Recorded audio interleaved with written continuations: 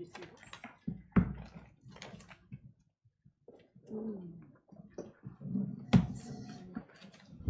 A pre-live stream meeting. Briefing. We don't need the pre-live stream. I don't need that anymore. Don't need it. Okay, just for those present, I had the privilege recently of listening to the long-term submissions, and it's really important to keep those microphones close. For those listening, and it's really hard if you're not yelling down the tube of this. Welcome back, Alan. Thank you. Thanks, yeah, hi, Trish. The floor is yours, Michael. Thank you, Mayor Nobby. Councillors, today we're going to take you through a workshop in relation to the long-term plan, and the discussion today we're going to go through a couple of items in relation to that, and they are about the current financial position in relation to the council, but more so from an economics percent in relation to national position as well, so and how that is impacting on our current position. It is fair to say that we're in a very different position to the position we went out to with the LTP.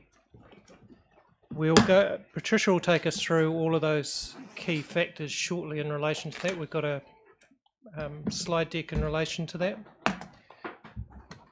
I'd also highlight today is not about decision making. Today is about hearing what those issues and concerns are, asking your questions. You'll see I've got my full ELT here today. The others will be joining us shortly, so we will be able to ask the questions that are thrown at us. Yep. The other side of it is there will be some items that council will raise. We will take those away and look at those for you, getting ready for your deliberation on the 14th. So today is really about getting from you what you want in relation to that 14th, and once you get taken through the current financial position from Patricia, you'll see what concerns and challenges we have in front of us right now. What I'd like to do is, Andrew hasn't made it. Just did you want to say anything in relation to? Well, it's just obviously it's always tempting. It's that whole point around this being effectively a workshop and not a decision-making opportunity. It's a matter of being very conscious of that. There's obviously matters that are in public excluded for that reason, and we don't want to step into that space. And there's also some matters that could have implications for staffing for ourselves and other organisations, which clearly is something that shouldn't be discussed in public at all, and obviously something that's left for decision making at a later date. But other than that, it's just a normal process. But there's just some heightened risks around this, given some of the topics that are being discussed in terms of funding. Thank you, Andrew. Just in relation to what Andrew said, if those questions are going to be asked, I'd just ask that you hold those until we get to the PE, so we can get direction from the councillors going forward. Obviously, I'll also make that PE from perspective of staffing, but keep my ALT in as well. I'll hand over to Patricia. Okay, are there any councillors? So the go start the pack. So the purpose of today is really to give you an update and to provide an indicative rates figure. So I've tried to keep you up to date with many of the challenges that we've been having as the economy has changed significantly from when we prepared the draft financials that went out to consultation. Keep in your memory that when we prepared the consultation LTP budget, this was done on assumptions based in November and very early December last year. So things have changed significantly. We can get to a rates increase that is below 10%. It is possible, but it is not possible without clear direction and perhaps some significant decisions on your part to get there. What I also want to do is give a brief impact on the current year forecast that will be coming to finance and projects at its next meeting, but it does have an impact on where we sit with the LTP as well. And we're going to provide some additional information on items raised as part of the submissions that will also form part of the deliberations report, so that you'll see essentially through this pack everything that will come through in the deliberations report. So you're sort of getting a heads up of all the information, so it's not as daunting when it finally gets to you. And the last part, and this will be predominantly done in public excluded, is to get your direction on what further items are needed to achieve the desired rates increase of less than 10%. Maybe that some of the things which staff have put in to get to that is not the direction you would want to take, and you would give us some other directions in that, which will then all be replicated through in the deliberations report, for which you can debate on the 14th of May. Where we were at consultation, as you recall, our average rates increase across the board was 9.17, and that's where our capital, $65 million of capital for the next financial year, and 105 million of operating expenses. The financial forecast hasn't improved as you would typically find from Q2 to Q3. In fact, it went the other way. The team have been working very hard to even try and bring it down lower. So we had always planned to take a loss into the LTP of approximately 9.2 million coming out of the current year's operations. That's looking like, if the forecast was to ring true, 12.5 million. But what we have done as an executive is essentially said, if you don't need to spend it, don't spend it, to try and bring that actual in as close to that 9.2 as possible, so that we've got a much better feel of where we can get to. It's worth noting that every $1 million of additional debt will increase the rates at this level by 0.08 million, or 0.08%. So it's not a huge impact on rates, but it is still an impact. And it's also that this is not just the interest on that debt, it's also rating for the repayment of debt. And that's actually the critical piece to remember when we're using debt to finance things, is that you have to actually, it's not just paying the interest, it's actually paying the principal as well. And historically, when the council typically took on its debt, it took it on really on an interest-only loan. So they were never rating for the principal repayments. We need to do that now because we need to use that debt leverage much more. The challenges, they have both been economic and political. The economic headwinds are the 4 I's, so I've added an extra I in. So you've got inflation, interest rates, insurance. So our premiums for the current financial year are $1 million higher than what we had planned. That is principally due to the increased value of our assets, and also the world insurance premium markets have went up by over 20% last year, and it's potentially as high again this year.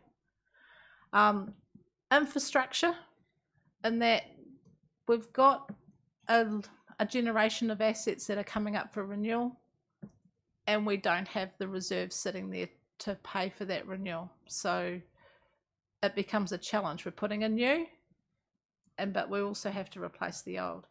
And then the country is now in a recession, officially.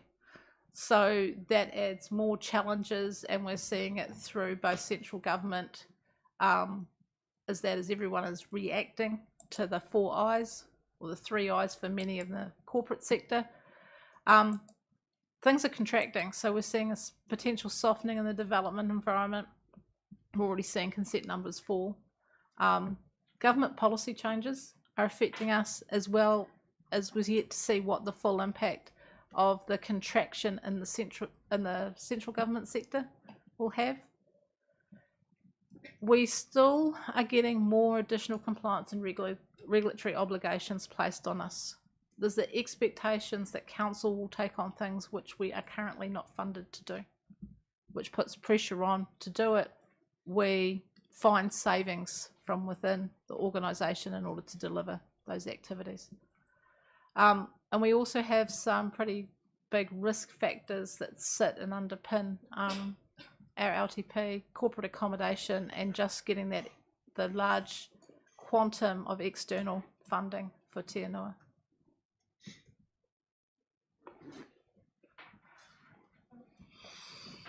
So in order to get down and have a really good look at everything, not just in the forecast, we actually went back and looked at a lot of the LTP assumptions and worked out whether they were still valid. So inflation, the LTP is based on 2.9% operational and 3.3% capital. That will be challenging. Inflation is staying higher for longer, and we're using projections available. When we did it, it was probably earlier. It's probably about September, October. That's what they thought they would come through at. Our interest rate for borrowing was 4% across all the years. Don't think that is still appropriate, so we've got a couple of proposals about lifting that. On the flip side, because the interest rates to borrow are high, interest rates for investments are also high, so we've probably undercooked that a little bit, and so we think that assumption will need to be reviewed. Insurance was done on standard inflation. That is obviously no longer going to be correct, so we're proposing to add 1.4 million to the insurance budget for next year, but also have some options that we're seeking direction on about potentially dropping that a little bit. One of the key assumptions is our external funding for our key capital projects. Te Anua being the largest. The draft LTP has 17 million in there for over the life. Yes, we have managed to secure a portion of that, but still a large portion is unsecured. And given the changes that we're seeing in the grant sector, including through the government, that may be at risk. And this comes through on a government subsidies assumption as well, that the subsidy revenue we were receiving in grants may not be there in the future. In relation to Te Anua, we had said as an organisation that if we didn't secure all the external grants funding, we would borrow to make it up. So that just puts an additional pressure on our headroom that we just need to, we've been factoring in. The other assumption is we made certain, and it's quite generic, we made certain assumptions around the change in demand for services. We can now see that that's going to be, some of that will be challenged, and it's predominantly in the fact that recession will impact council services. We're likely to see a higher demand on our social services and a lower demand for our economic services. So people will use those facilities that we have that typically cost less or nothing more than they'll use those that they have to pay for. So that does have an impact.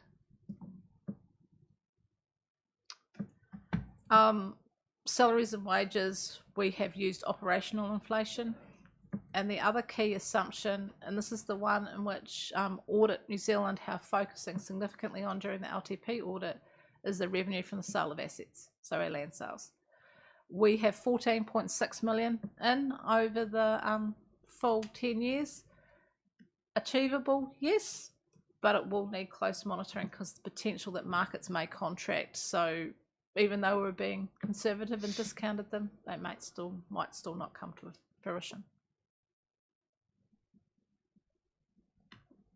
So that's sort of the assumptions.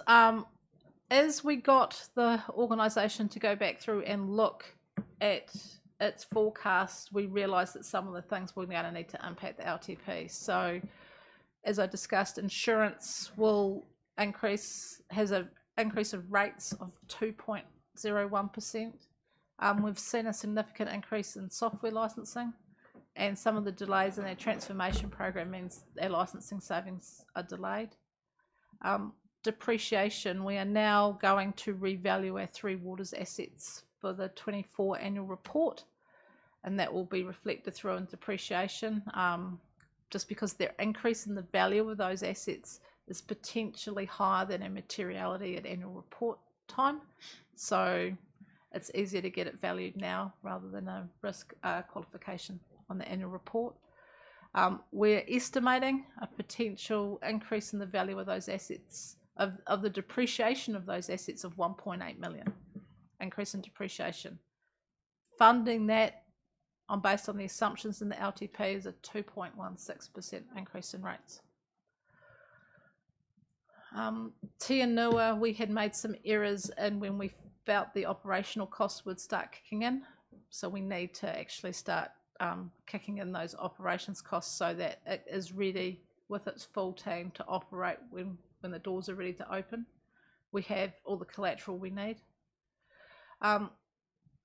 Audit fees are increasing at a rate greater than inflation.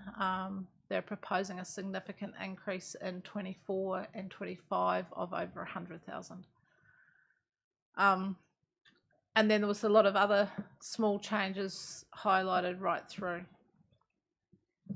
However, it's not all doom and gloom. We have to look at our forecasts in relation to interest revenue, and that's not even changing the inflation. The interest rate we're using, we can get an extra $500,000. As well as we looked across all revenue lines, multiple uplifts, and that gives us another, so there's 4% to offset that previous one, but we're still much higher than 9.17%. And that's the sort of where we were when we're sitting at hearings, but what we have done since that time is gone through and challenged the staff much more on where they were sitting with forecasts. So, but we've also come up with a plan that is possible to bring that down further, which we'll go through for the rest of the session. Anything? Now, we thought it was actually also timely to have a look at what we consulted on. There was the 3 consultation issues that we had around elderly persons housing, which was providing some rates funded debt for that activity. The climate change investment, which was a $200,000 contestable internal fund to get some climate change action within our own operations. This has been highlighted as a potential way where we could cut that back to make some savings. And the other one was our glass bin collection. And WasteNet have indicated there's a preference for us all to align on this issue. And I know there was many submitters suggested we could use the existing bins, but for health and safety reasons, the contract is suggesting that we need the separate bin. Then there was the hearings items. So you will get a handout once we've finished this section. Do you want to do it now, Rhiannon? Well, it's handed out now. So this, for those that are on live stream and watching, is just literally a list of all the hearings with what they people had requested.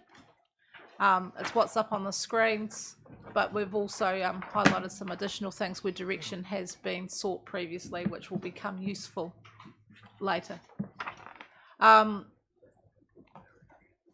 There's about 3 slides of these, but this is where people had, through the hearings, requested additional funding or support for different items. The team have gone through each of these, and in the italics have suggested how people could, what other avenues are open for these if we were not able to fund them. So we've got up there's about nearly $500,000 of operational requests.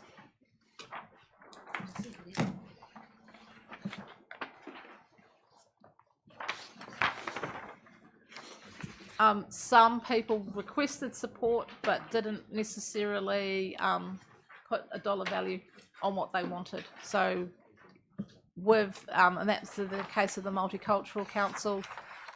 But if you look at a recent example, you know, compared it to the Saving Grace project, they're probably looking at near on $4 million.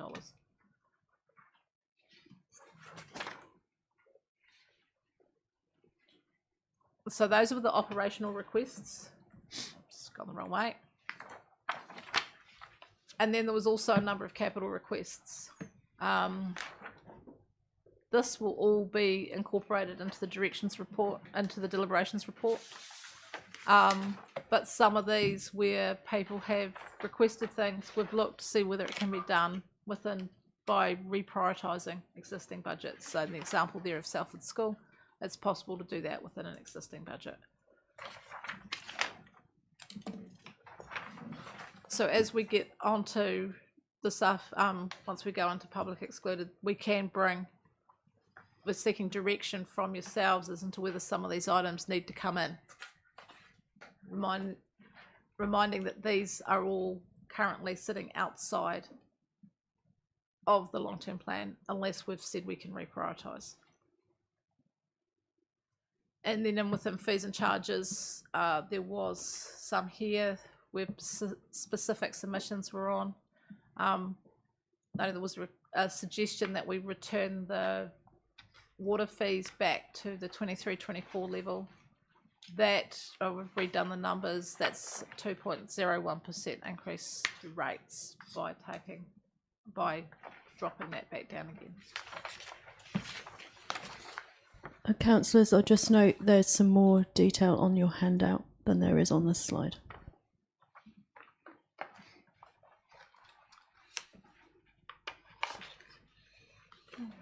Is there any questions on what we've covered so far? We're rushing through because I'd sooner us have more time when we're trying to come to a position or seek the direction from yourselves about what you would like in or out.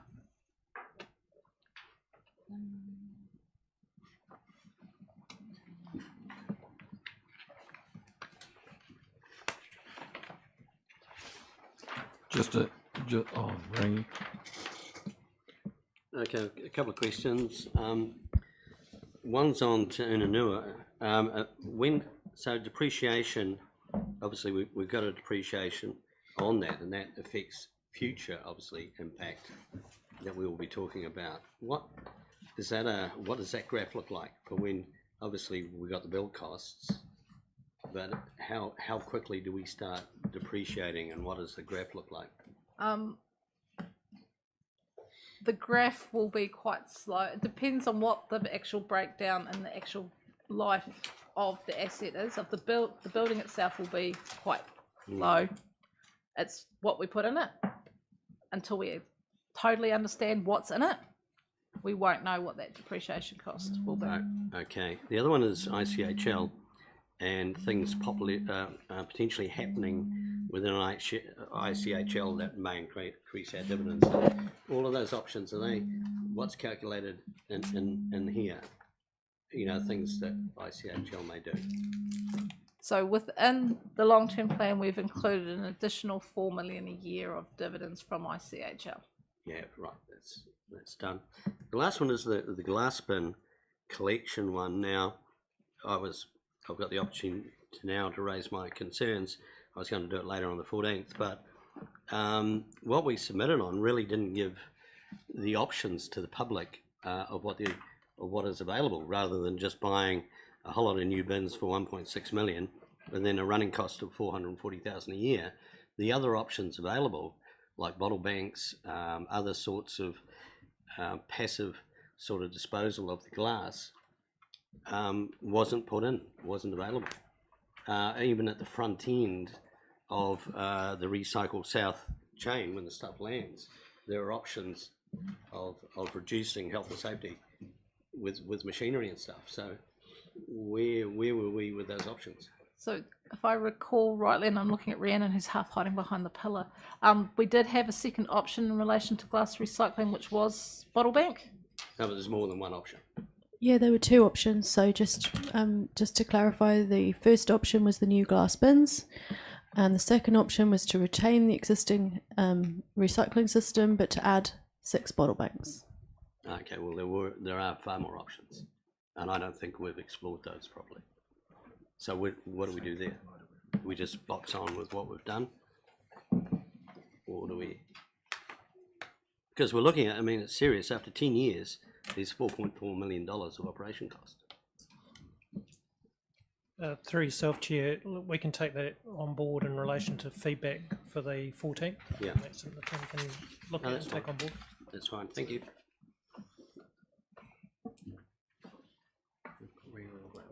Ria? Thank you, Mr. Mayor. Just seeking clarification. So on the generation of assets that we've got for renewals coming up, are they only just pipes? No, What else is there?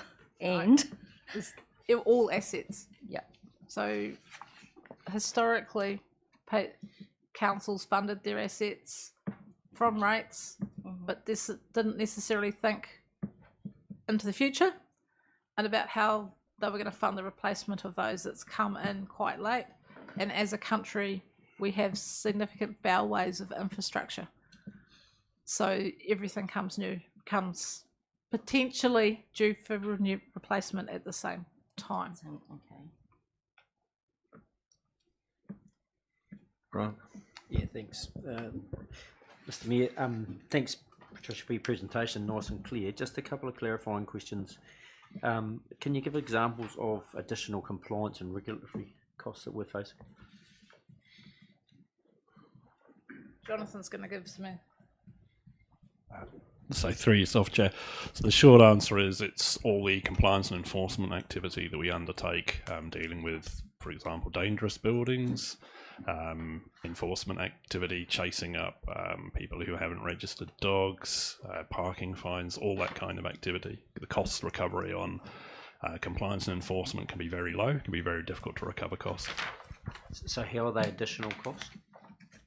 So obviously we're not recovering the costs, we've got to undertake this work, and there is a clear community expectation that we will undertake the work, but it's how we actually fund undertaking that work. But they're not new regulations.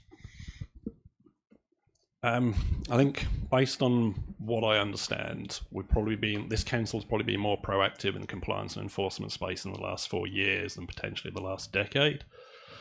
That has come at a cost. So it's how we're choosing to apply the regulation versus a new regulation that's being imposed on us? Not necessarily. A good example is with buildings, for example. We divide the buildings into the BCA, Building Consent Authority, and that's quite well understood. A lot of people are aware that they're accredited annually and there's an audit undertaken. For compliance activities prior to about 2020, they weren't really effectively monitored at the ministerial level. Right. They are now monitored, Right. and we are subject to audits, which means we've got to have a real focus on that. Right, okay, thank you. And then examples of social services that we undertake? These are things That- like library. Right. People will use our softer services, so the library, even Splash Palace. It's low cost, but the activities at the library and many of them are free. So people will use that. And No, then I was going to add some more. Sorry, Councillor. I was going to add some more regulatory and compliance. You've just got to look at water and audit. Audit now require us to do a lot more. Our audit fees have probably gone up probably 50 to 60% in the last 4 years because they're asking for more things. Right. And they're asking for more us to get our own auditors in to do something to then sign off for them to look at. yeah, and then you reference further increase in the minimum wage. Like, So they're slated, aren't they? So we knew they were coming. Did we not? no, this wasn't at that. The latest minimum wage increase wasn't highlighted. So, but yes, government announced it, but they announced it after we had done it. After we'd done the plan, After we'd done the plan. so it hadn't been budgeted. Leslie? Thanks, Mr. Chair. I just wanted to make a comment in relation to the example given of people using the library as a low-cost or no-cost service. But in preference to what? If you're going to take your kids to a no-cost fun day at the library, what council service that costs a lot more would not be being used? It was more looking at the consenting side. So during a recession, you tend to see that economic activity within the city may well fall away. So we won't have people wanting consents or wanting to just subdivide land. So those services are less used, which are cost recovery services, versus we'll have greater demand on our non-cost recovery services. So our revenue will drop. So more people using Queen's Park, the library, not necessarily Splash Palace, which we charge for, but okay, thank you. Yeah, Evelyn. Could I just see that there was reference, I don't see it on the paper, but the elder person's housing and the talking about CHP. Now, because I wasn't at the second day of the hearing and I have not had a chance to fully review the 8 hours, or approximately, but the implications of that are what? Because as I understand it, a CHP means that we don't get to choose the clients. The clients are sent to us from MSD. Is that correct? That's how I understand it works. I haven't looked totally into it, but that's what I understand. It also means council cannot be a community housing provider. It's excluded from being a community housing provider. So we would have to leave that activity. So we could not continue with the housing as we have, but go into a joint venture or some with a different agency. It can't even be a joint venture. Okay. So we can't control. So really that would be us exiting totally from our community responsive elderly housing program and putting it into a differently driven entity. If we went down that route.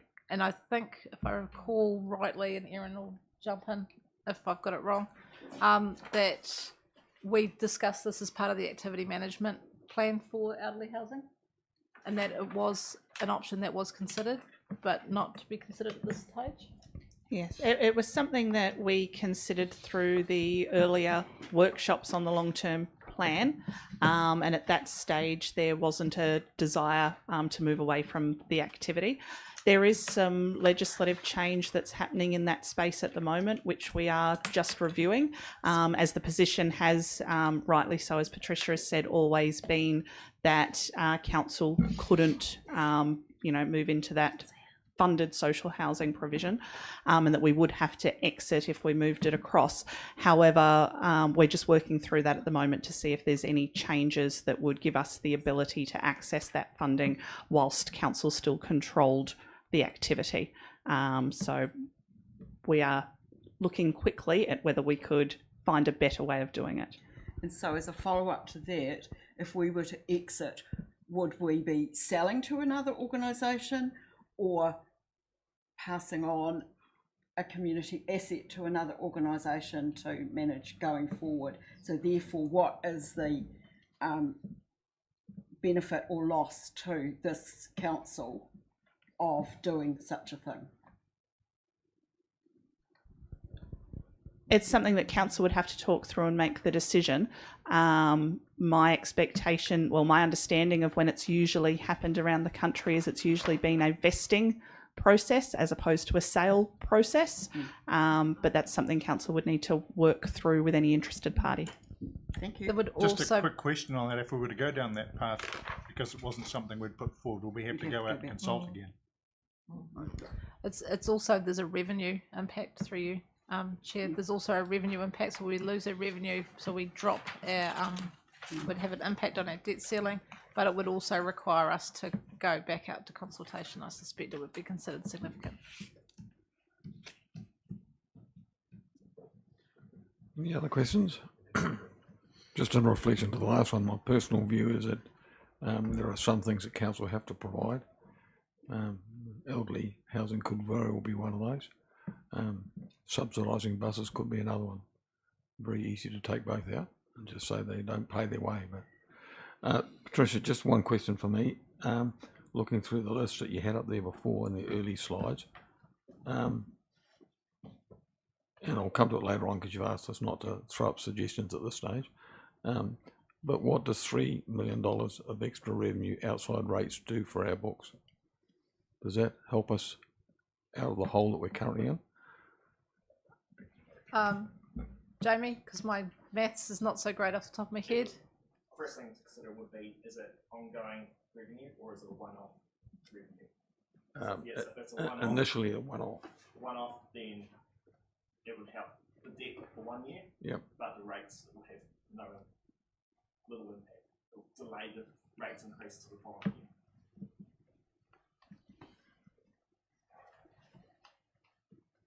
Okay.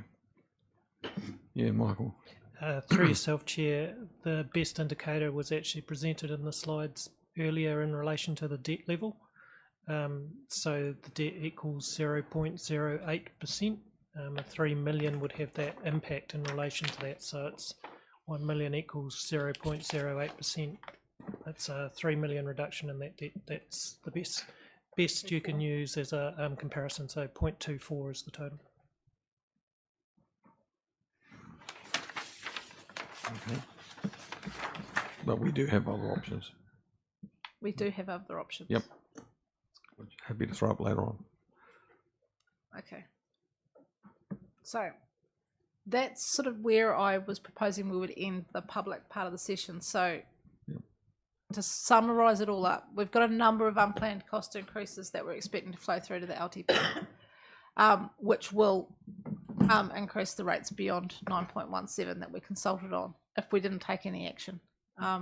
We've developed a proposal which we're going to share in public excluded, which will keep the indicative rates increase below 10% for next year, while it will also address the cost pressures through a number of ways. And the levers we've got is non-rates revenue assumptions and forecasts, looking at all the financial assumptions, looking for and implementing operating cost savings, but reviewing items that we considered by council and by staff in the preparation of the draft LTP, including the level of funding, rates funding and depreciation, and whether we can make some adjustments there that will bring things down.